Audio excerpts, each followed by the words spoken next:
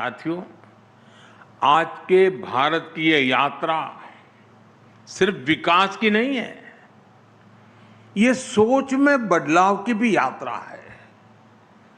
ये मनोवैज्ञानिक पुनर्जागरण, साइकोलॉजिकल रेनेसां की भी यात्रा है। आप भी जानते हैं, कोई भी देश बिना आत्मविश्वास के आगे नहीं बढ़ सकता। दुर्भाग्य से लंबी गुलामी ने भारत के इसी आत्मविश्वास को हिला दिया था और इसकी वजह थी गुलामी की मानसिकता। गुलामी की ये मानसिकता विकसित भारत के लक्ष्य की प्राप्ति में एक बहुत बड़ी रुकावट है और इसलिए आज का भारत गुलामी की मानसिकता से मुक्ति पाने के लिए काम कर रहा है। साथियों, अंग्रेजों को अच्छी तरह से पता था कि भारत पर लंबे समय तक राज करना है तो उन्हें भारतीयों से उनके आत्मविश्वास को छीनना होगा। भारतीयों में हीन भावना का संचार करना होगा और उस दौर में अंग्रेजों ने यही किया भी। इसलिए भारतीय पारिवारिक संरचना को दकियानुसी बताया गया, भारतीय पोशाक को अनप्रोफेशनल करार दिया गया, भारतीय त्योहार संस्कृति को इरेशनल कहा गया, योग आयुर्वेद को अनसाइंटिफिक बता दिया गया, भारतीय आविष्कारों का उपहास उड़ाया गया और ये बातें कई कई दशकों तक लगातार दोहराई गई।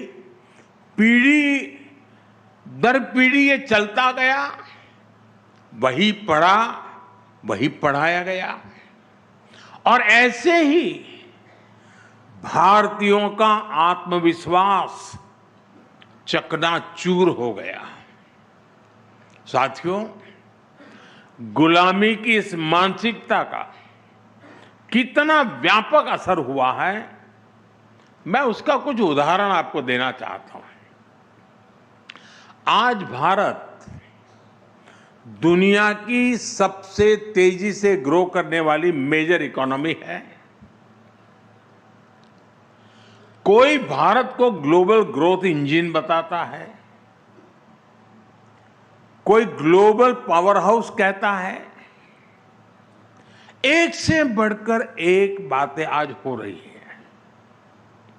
लेकिन साथियों,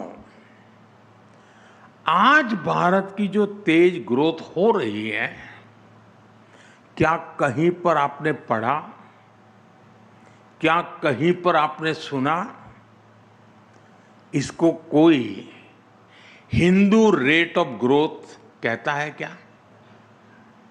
दुनिया की तेज इकोनॉमी, तेज ग्रोथ कोई कहता है क्या? हिंदू रेट ऑफ ग्रोथ कब कहा गया? जब भारत 2-3% की ग्रोथ के लिए तरस गया था। आपको क्या लगता है, किसी देश की इकोनॉमिक ग्रोथ को उसमें रहने वाले लोगों की आस्था से जोड़ना, उनकी पहचान से जोड़ना, क्या ये अनायास ही हुआ होगा क्या? जी नहीं, ये गुलामी की मानसिकता का प्रतिबिंब था। एक पूरे समाज, एक पूरी परंपरा को अनप्रोडक्टिविटी का, गरीबी का पर्याय बना दिया गया।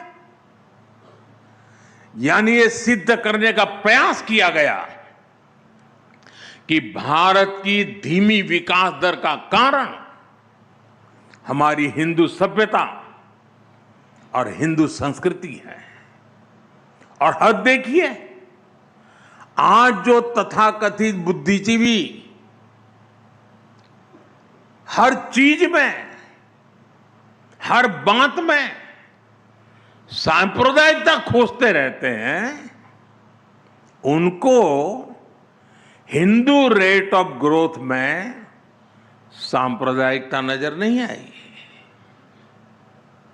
ये टर्म उनके दौर में किताबों का, रिसर्च पेपर्स का हिस्सा बना दिया गया। साथियों, गुलामी की मानसिकता ने भारत में मैन्युफैक्चरिंग इकोसिस्टम को कैसे तबाह कर दिया और हम इसको कैसे रिवाइव कर रहे हैं, मैं इसके भी कुछ उदाहरण दूंगा। भारत गुलामी के कालखंड में भी अस्त्र शस्त्र का एक बड़ा निर्माता था। हमारे यहां ऑर्डिनेंस फैक्ट्रीज का एक सशक्त नेटवर्क था। भारत से हथियार निर्यात होते थे। विश्व युद्धों में भी भारत में बने हथियारों का बोलबाला था। लेकिन आजादी के बाद हमारा डिफेंस मैन्युफैक्चरिंग इकोसिस्टम तबाह कर दिया गया। गुलामी की मानसिकता ऐसी हावी हुई कि सरकार में बैठे लोग भारत में बने हथियारों को कमजोर आंकने लगे और इस मानसिकता ने भारत को दुनिया के सबसे बड़े डिफेंस इंपोर्टर के रूप में से एक बना दिया।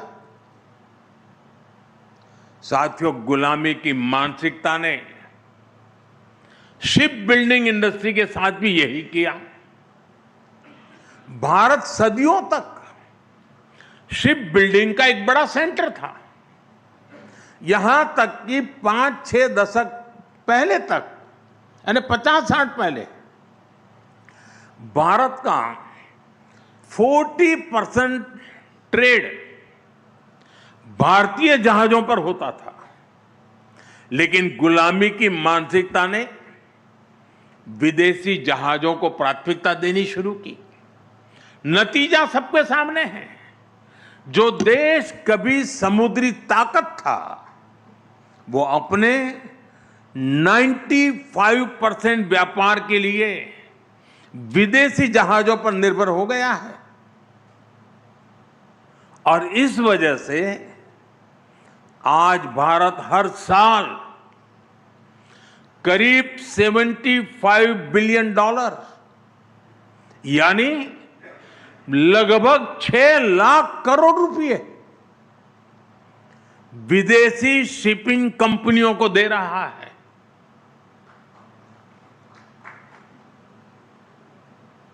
साथियों, शिप बिल्डिंग हो, डिफेंस मैन्युफैक्चरिंग हो, आज हर सेक्टर में गुलामी की मानसिकता को पीछे छोड़कर नए गौरव को हासिल करने का प्रयास किया जा रहा है।